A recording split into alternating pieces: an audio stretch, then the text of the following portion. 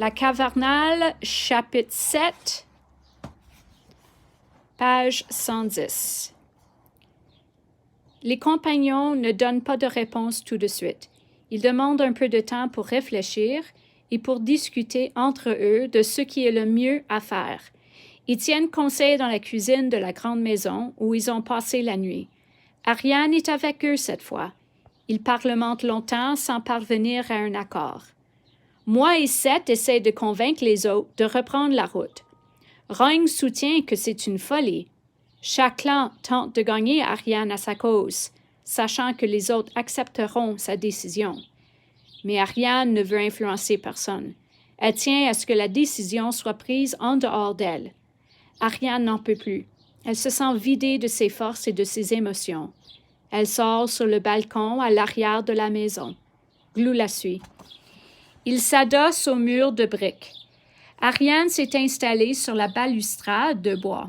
Elle promène son regard magnifique sur le triste paysage saupoudré de poussière.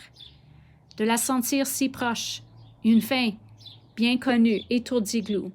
En esprit, Glou répète la séquence des gestes qu'il voudrait faire.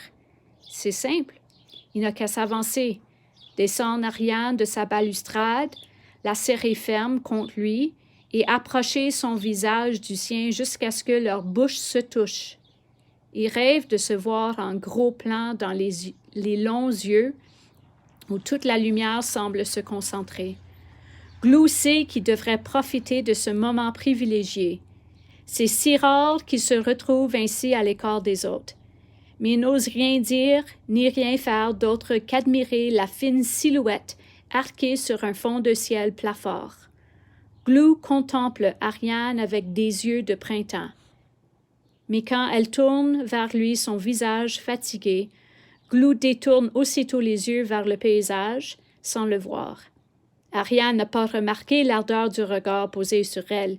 Elle dit, résumant ses pensées, « Quelle désolation!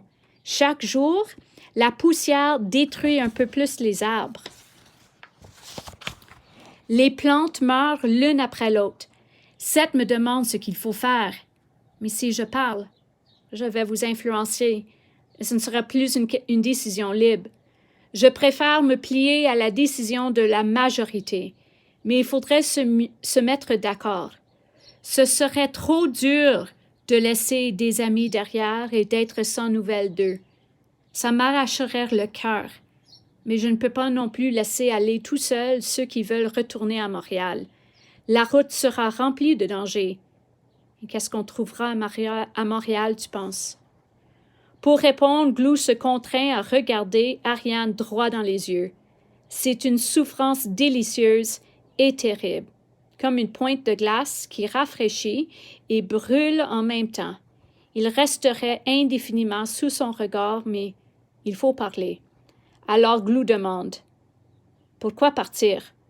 On est en sécurité ici, non? » Glou, « Je n'aime pas en parler, mais puisque tu le demandes, je te le dirai la vérité. Le danger est partout. Ce n'est plus une menace soudaine, mais une impression plus vague. Je ne peux pas la situer, mais elle est bien réelle. Pendant longtemps, il n'y aura plus de répit, je le crains. Si on décide de partir, il faudra refaire des provisions et prévoir d'emporter des choses qui se mangent froides, parce qu'il ne sera pas question d'allumer des feux.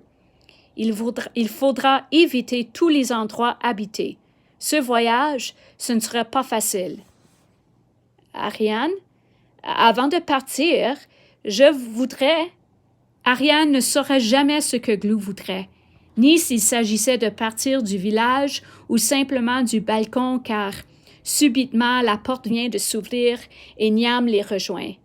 Niam dit, « Ariane, si ça continue, Rogne et moi vont se battre comme chien et chat. » Ariane entre. Glou jette un regard furieux à Niam qui, peiné, dit vivement, « Je ne l'ai pas fait exprès, Glou, je te le jure.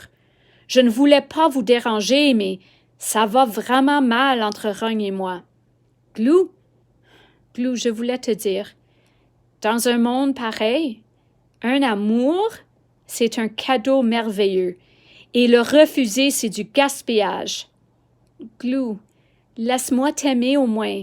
Ne me repousse pas.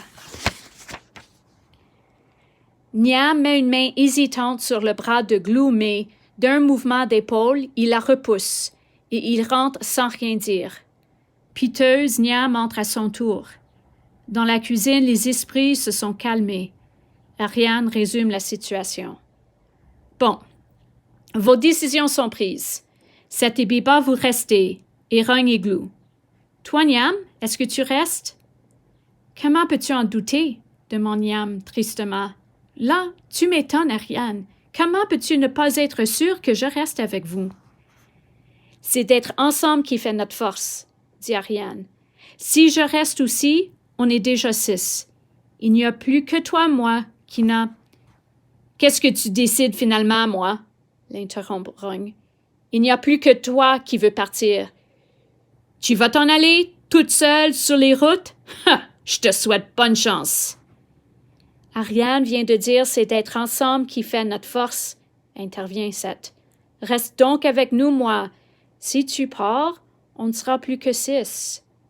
Ben, tu n'auras qu'à changer de nom, dis-moi, avec un sourire amer.